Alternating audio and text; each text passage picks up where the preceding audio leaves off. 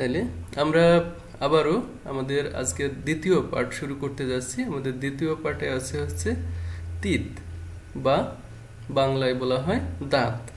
আসলে তিত একটা বহুবচন শব্দ, যেহেতু দাঁত বা তুত বললে পরে আমরা একটা দাঁতকে বুঝে থাকি, সেজন্য আমাদের এই নামটাকে এভাবে বলা হয়েছে। বা একের অধিক, যেহেতু আমাদের দাঁত আছে প্রায় 28 থেকে 32টা দাঁত থাকে প্রত্যেক মানুষের, সেই জন্য আলোচনার সুবিধার্থে এই টপিক্সটাকে আমরা তিত বলতেছি।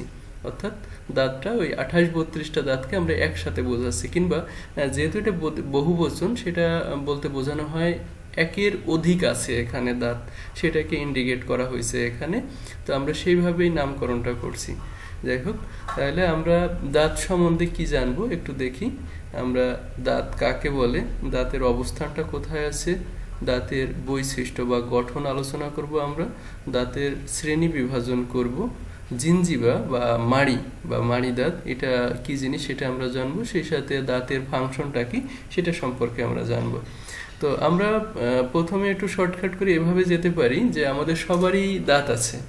তো আমরা আমাদের মতন করে যদি বলি যে দাঁত হচ্ছে আমাদের মুখের ভিতরে সাদা এনামেল দিয়ে ঢাকনাকৃত এক ধরনের শক্ত একটা এলিমেন্ট বা পদার্থ, যেটা আমাদের খাদ্যদ্রব্য চিবানোর জন্য আমরা সাধারণত এটাকে ব্যবহার করে থাকি। আরও কিছু ফাংশন আছে, সেটা সম্বন্ধে আমরা জানবো, কিন্তু সাধারণত আমরা এটা ব্যবহার করে থাকি হচ্ছে চিবানোর কাজে।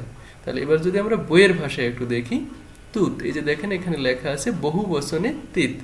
তুত বা দন্ত হলো ক্ষুদ্র ক্যালসিফায়েড অর্থাৎ ক্যালসিয়াম দ্বারা সমৃদ্ধকৃত সাদা বর্ণের বস্তু, যা চোয়ালে অবস্থান করে এবং খাদ্যদ্রব্য বিচূর্ণকরণ ও কথা বলতে সহযোগিতা করে। একজন মানুষের, সাধারণত পূর্ণাঙ্গ মানুষের, এখানে বলা হচ্ছে 28 থেকে 32টা দাঁত থাকে। ঠিক আছে, সর্বোচ্চ 32টা দাঁত থাকে, এর বেশি থাকে কখনো শুনি নাই, তবে কারো কারো 28, কারো 30, কারো 32ই থাকে। এবং এখানে আমরা একটু পরেই জানবো আমাদের ছোট বয়সে এতগুলো দাঁত থাকে না।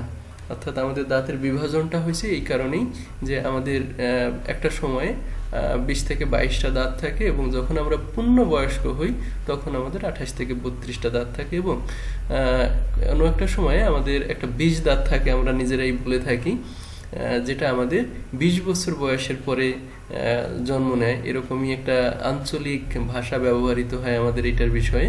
তো সেটাকে আমরা 20 দাঁত বলে থাকি। সাধারণত 20 বছর কিংবা এর আশেপাশে সময়ে এই দাঁতটা আমাদের মাড়ি বা একদম মাড়ি, এই যে জিনজিবা যেটাকে বললাম, একদম শেষের দিকে এই দাঁতটা সাধারণত গজায় থাকে। তো আমরা এবার একটু জানবো যে আমাদের দাঁতের বাহ্যিক যে বৈশিষ্ট্যগুলো আছে, অর্থাৎ এটা যে দাঁত সেটা আমরা কিভাবে চিনবো সেটা একটু দেখব। দেখেন এখানে একটা দাঁতের ছবি দেওয়া আছে, ছবিটা যদিও সাদা কালো, আমরা একটু এখান থেকে দেখে যাই। এখানে কি বলা হয়েছে, আমাদের জিহ্বায় আমরা পড়ছিলাম দাঁতের একটা রুট থাকবে। ঠিক আছে, রুট বলতে এটা একটা গোড়া বলা হয় বা মূল বলা হয়, যেখান থেকে এটা শুরু হয় সেটাকে আমরা রুট বলতেছি। এটি চোয়ালের প্রথিত থাকে। প্রথিত বলতে হচ্ছে আমাদের চোয়ালের যে হাড়টা আছে সেই হাড়ের মধ্যে এটা গাঁথানো অবস্থায় থাকে। তারপর একটা নেক আছে, তারপরে একটা ক্রাউন বা মুকুট আছে, মুকুট বলা হয়। এখানে উপরে আমরা রঙিন ছবিতে যখন দেখবো তখন আরো ভালো বুঝতে পারবো।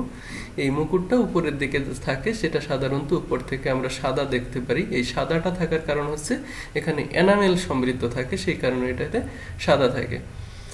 তো যাই হোক, এরপরে আমরা একটু দেখি দাঁতের অভ্যন্তরীণ গঠনে কি আছে।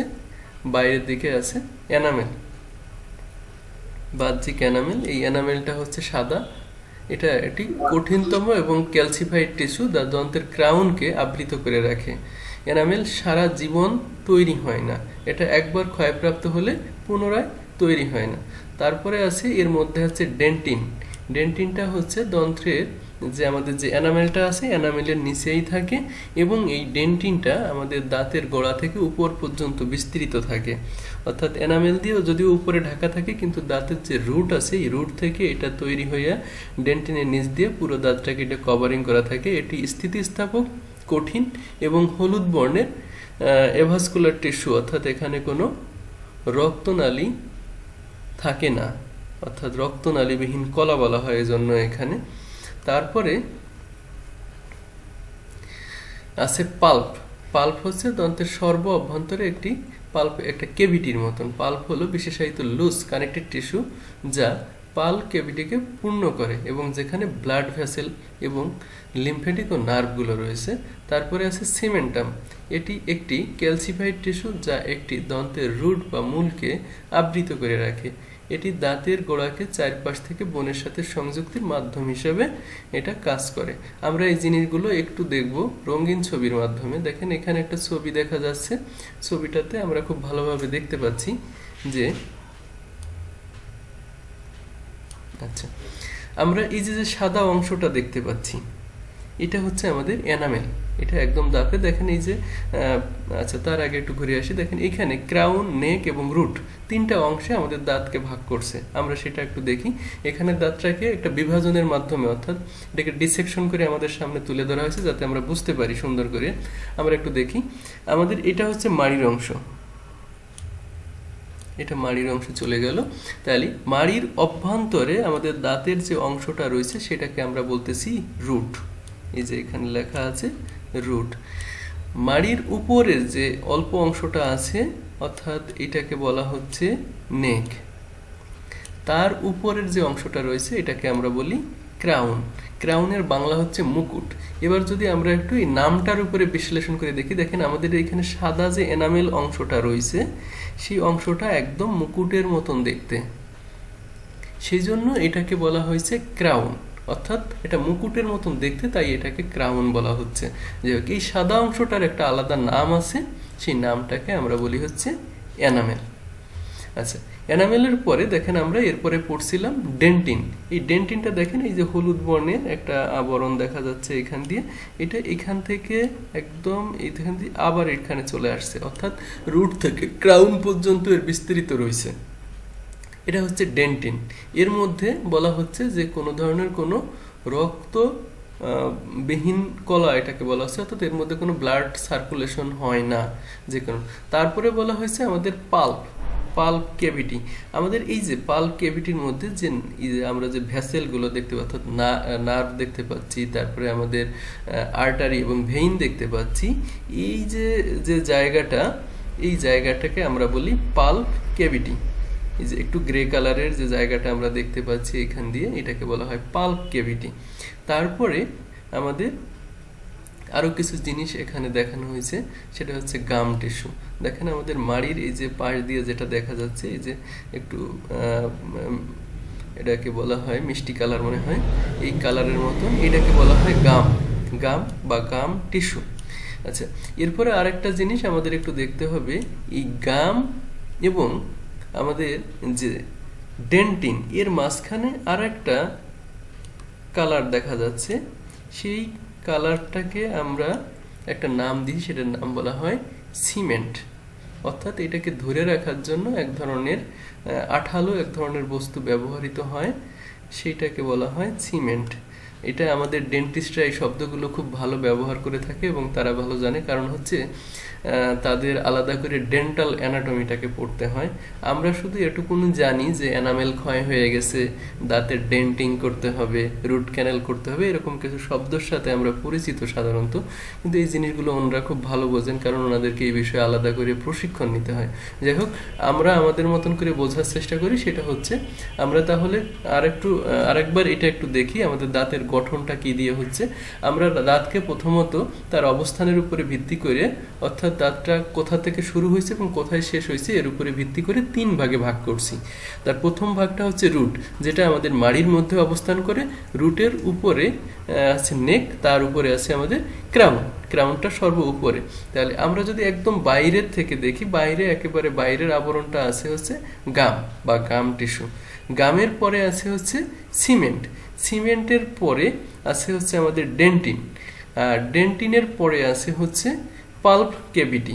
ঠিক আছে, তো এই পাল্প কেভিটির মধ্যে আমাদের যে নার্ভ, রুট, ভেসেল টেসেল এগুলো যা কিছু সবই আছে এই পাল্পের ভিতরে, এবং উপরে আমাদের ক্রাউন অংশে এনামেল দ্বারা নির্মিত একটা সাদা আবরণ রয়ে গেছে, যেটা ক্যালসিয়াম লাইম দ্বারা তৈরি করা হয়ে গেছে। তো এটা ছিল আমাদের দাঁতের মোটামুটি গঠন। তো এবার আমাদের দাঁতগুলোকে কিছু অংশে ভাগ করা হয়েছে, সেটা হচ্ছে দাঁতের গঠন, আকার, আকৃতির উপরে। যদি আমরা এগুলোকে একটু দেখি, এখানকার ফিগারটায় দেখেন এই দাঁতটার চরিত্র একরকম, দেখতে একরকম লাগতেছে, এইটা আর এক রকম, এইটা আর এক রকম, এটা আর এক রকম। এই রকম এবং এর অবস্থানের উপর ভিত্তি করে আমরা দাঁতকে, আমাদের সমগ্র দাঁতকে 4টা ভাগে ভাগ করছি। সেটা হচ্ছে প্রথমটাকে বলা হয় ইনসিসর, দ্বিতীয়টাকে বলা হয় ক্যানাইন, তৃতীয়টাকে বলা হয় মোলার, তৃতীয়টা হচ্ছে প্রিমোলার, আর চতুর্থ হচ্ছে মোলার। এখানে একটু অল্টারনেট করে দিছে, যাই হোক। তৃতীয় হচ্ছে প্রিমোলার আর চতুর্থ হচ্ছে মোলার। তাহলে এই দাঁতগুলো কোথায় কে কিভাবে অবস্থান করছে সেটা আমরা জানবো, আবারও ছবির মাধ্যমেই আমরা এটা দেখব। তাহলে ইনসিসর, আচ্ছা ইনসিসর একদম সামনের দিকে যে দাঁতগুলো থাকে, যাই হোক আমি ছবিতে দেখাই সেটা আরো ভালো হবে। ইনসিসর আমরা দাঁতের গঠনের উপরে এটাকে ভাগ করছি এবং অবস্থানের উপরে, দুটোই এখানে কাজ করবে, সেইভাবে আমরা দেখব। আচ্ছা,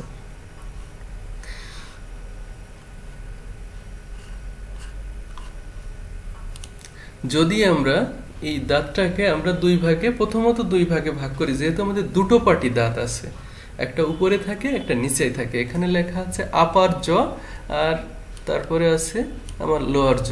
যদি আমি এভাবেও বলি যে একটা হচ্ছে মেন্ডিবুলার দাঁত আর একটা হচ্ছে মেক্সিলারি দাঁত, অর্থাৎ আমরা দাঁতের উপরের পার্টটাকে আমরা মেক্সিলারি বলতে পারি, নিচের অংশটাকে মেন্ডিবুলার বলতে পারি, অর্থাৎ মেন্ডিবুলার তিত আর একটা হচ্ছে মেক্সিলার তিত, এভাবেও আমরা বলতে পারি। তাহলে আমরা দুই পাটি পাইলাম, এক সাইডে 8টা, অন্য সাইডে এক সাইডে 16টা আর এক সাইডে 16টা, এই 8 16 16 32টা আমাদের দাঁত আছে। তাহলে আমরা এই যে ইনসিচর, কেনাইন, প্রিমোলার, মোলার, এই যে নামগুলো শুনলাম, সেই নামগুলোর উপরে বেস করে আমরা এটাকে চিনবো এবং দেখব দাঁতগুলো। তাহলে আমরা একটা সাইডকে যদি আমরা চিনতে পারি, তাহলে বাকি সাইডগুলোরে আমরা চিনবো।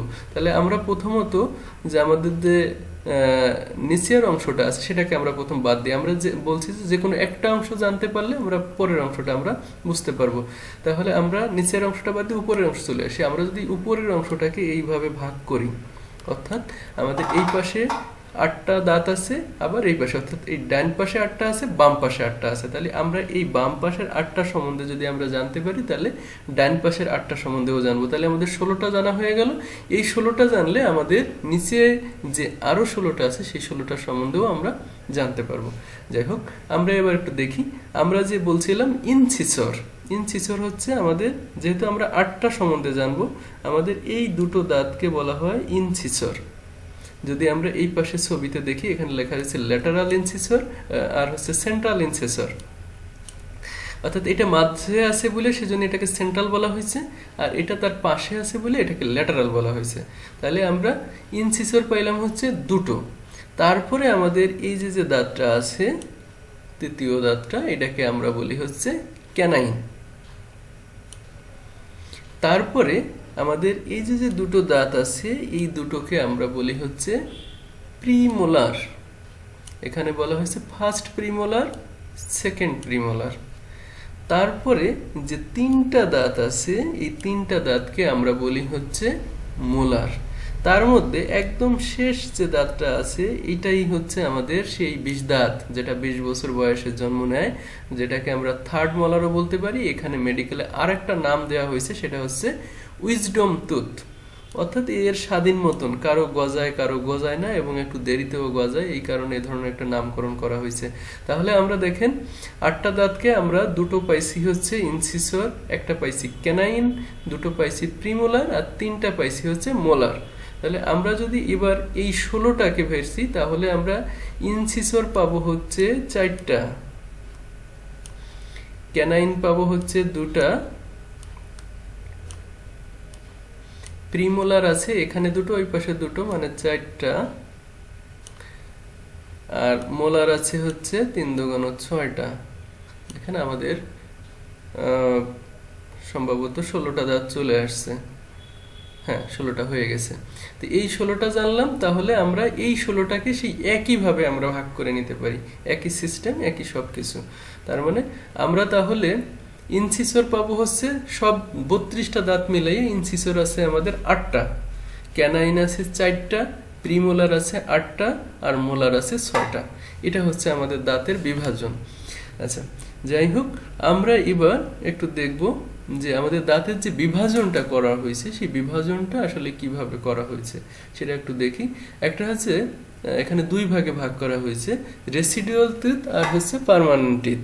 রেসিডুয়াল টিথ বা দুধ দাঁত বলা হয় এটাকে, বা অস্থায়ী দাঁত। আর পার্মানেন্ট মানে হচ্ছে স্থায়ী, যেটা একদম আজীবন থেকে যায়। আমরা জানি আমাদের যেগুলো ছোটবেলায় অর্থাৎ 6 মাস পরের থেকে যে দাঁতগুলো আমাদের গজায়, সেগুলো কোনো একটা সময়ে প্রায় 5 বছর, 7 বছর, 9 বছর বয়সের সময় দাঁতগুলো পড়ে যায়, এরকম একটা আছে। আবার সবগুলোই পড়ে এমন না, কয়েকটা পড়ে বাকিগুলো থেকে যায়, এরকমও আছে। আবার কারো সবগুলোই পড়ে, এক একজনের এক এক রকম। তো এই দুধ দাঁতটা পড়ে যায়, যে কারণে এটাকে রেসিডুয়াল টিথ বা দুধ দাঁত বলা হয়েছে, বা অস্থায়ী দাঁতও এটাকে বলা হয়। তো এর সংখ্যা হচ্ছে 20টি। ঊর্ধ্ব নিম্ন চোয়ালে 10টি করে থাকে, অর্থাৎ উপরের চোয়ালে 10টা থাকে, নিচের চোয়ালে 10টা থাকে। এইভাবে এটাকে ভাগ করা হয়, এবং এটা 2টি ইনসিসর, একটি ক্যানাইন এবং 2টি মিল্ক মোলার থাকে এটাকে, ঠিক আছে। আর পার্মানেন্ট টিথ সম্বন্ধে আমরা অলরেডি আলোচনা করে ফেলাইছি, ঠিক আছে, যে টিথগুলো 32টা দাঁতই থাকে, এবং 32টা দাঁত কিভাবে থাকে, এটা আর্চের মতন। 2টো ইনসিসর থাকে, একটি ক্যানাইন থাকে, 2টি প্রিমোলার, 3টি মোলার, এইভাবে থাকে। অলরেডি এটা আমরা আলোচনা করে ফেলেছি। তো এই ছিল আমাদের দাঁতের গঠন, স্ট্রাকচার এবং অন্যান্য বিষয়গুলো। তো আমরা যদি এবার একটু দাঁতের ফাংশনটাকে দেখি। মাড়িটা বাদ রয়েছে। মাড়িটা অলরেডি বলা হয়ে গেছে, আমাদের এই যে দাঁতটা যেটার সাথে মোটামুটি আটকানো থাকে সেটাকে আমরা বলি হচ্ছে মাড়ি, ঠিক আছে। এখানে বইয়ের ভাষায় যেটা রয়েছে, জিনজিভা বা মাড়ি মুখগহ্বরের ভিতরে মেন্ডিবল ও মেক্সিলার মিউকোজাল টিস্যু দ্বারা গঠিত। জিনজিভা দন্তকে চারপাশে অবস্থান করে এবং একে নিচ্ছিদ্র করে। সুস্থ জিনজিভা সাধারণত কোরাল পিঙ্ক, পিঙ্ক হচ্ছে একটা কালার, পিঙ্ক আকৃতি, তবে এতে মেলানিন পিগমেন্টেশন, মেলানিন দ্বারা রঞ্জিত থাকতে পারে। জিনজিভা দন্তের রুটকে রক্ষা করে। অ্যানাটমি অনুসারে জিনজিভা 3 ভাবে বিভক্ত: মার্জিনাল অর্থাৎ সীমা, অ্যাটাচ সংযুক্ত, আর ইন্টারডেন্টাল অর্থাৎ দাঁতের ভিতরের যে অংশটা থাকে সেই অংশটাকে ইন্টারডেন্টাল বলা হয়ে থাকে। আচ্ছা, এরপরে আছে আমার দাঁতের ফাংশন। ফাংশনটার জন্য আমরা একদম ডেফিনেশন যে সময় পড়ছিলাম দাঁতের, সে সময়ই আমরা ফাংশনটা আলোচনা করে ফেলছি। দাঁতের ফাংশনটার মধ্যে হচ্ছে, প্রথমে হচ্ছে আমরা যে খাবারগুলো খাই সেই খাবারগুলোকে চিবানো হয় দাঁতের প্রধানতম কাজ।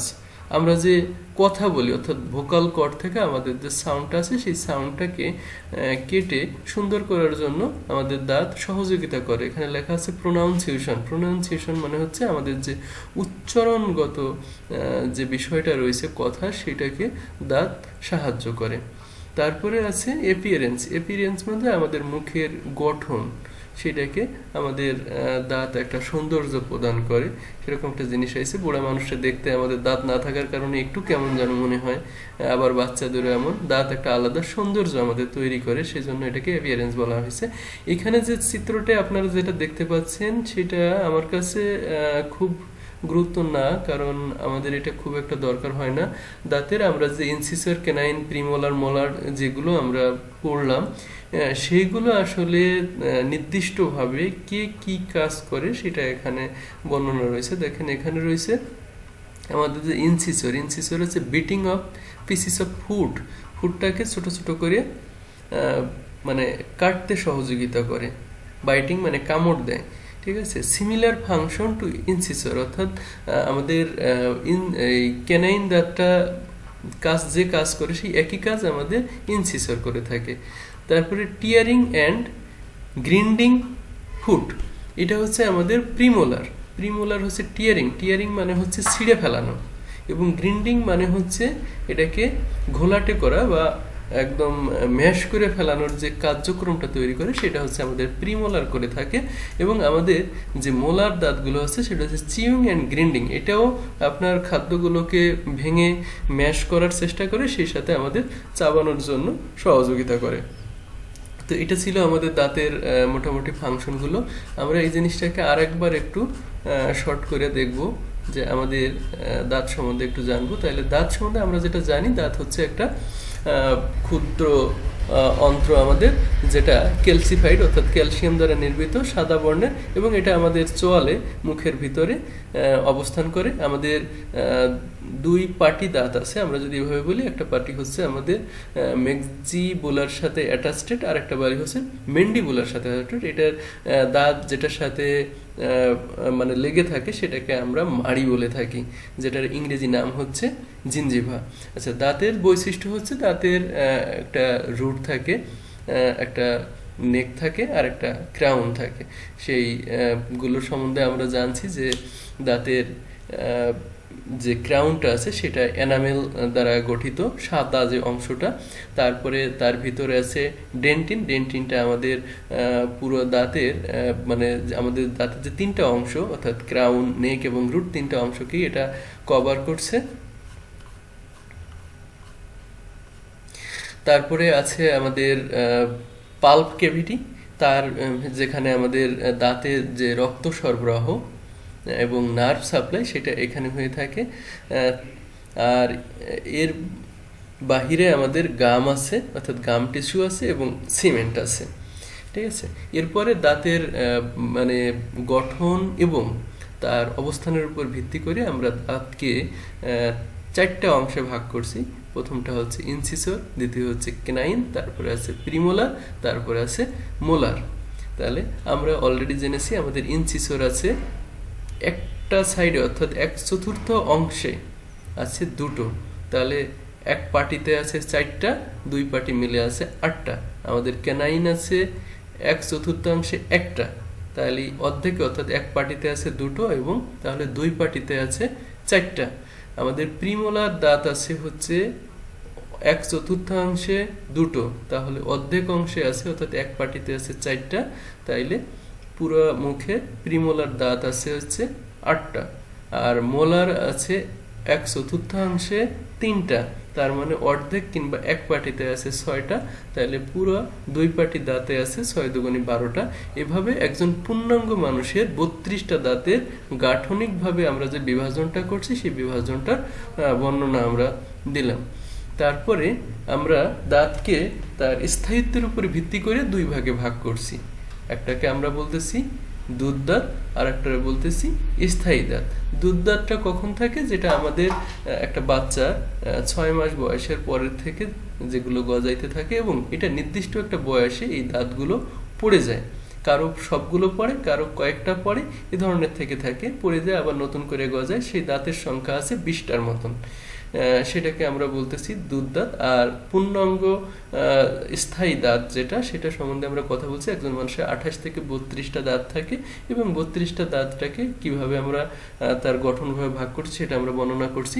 সেই সাথে আমরা মাড়ি সম্বন্ধে জানছি, এবং দাঁতের কাজ কি সেটা সম্বন্ধে আমরা যাচ্ছি। দাঁতের কাজ হচ্ছে আমাদের খাদ্যকে চিবানো, সেই সাথে আমাদের যে কথাগুলো বলি সেই কথা বলতে আমাদেরকে সহযোগিতা করতেছে, সেই সাথে আমাদের মুখের একটা সৌন্দর্য বৃদ্ধি করতেছে। এগুলো ছিল আমাদের দাঁতের অংশ। তো মোটামুটি আমি এভাবেই মোটামুটি আপনাদের জন্য এরকম একটা আইডিয়া, এর থেকে ভালোভাবে বলা আমার পক্ষে সম্ভব ছিল না শর্টকাট করে। এটাই ছিল আমাদের দাঁতের আলোচনা। তো এখান থেকে আমি মোটামুটি দাঁতের আলোচনা শেষ করছি। আপনাদের সবাইকে ধন্যবাদ।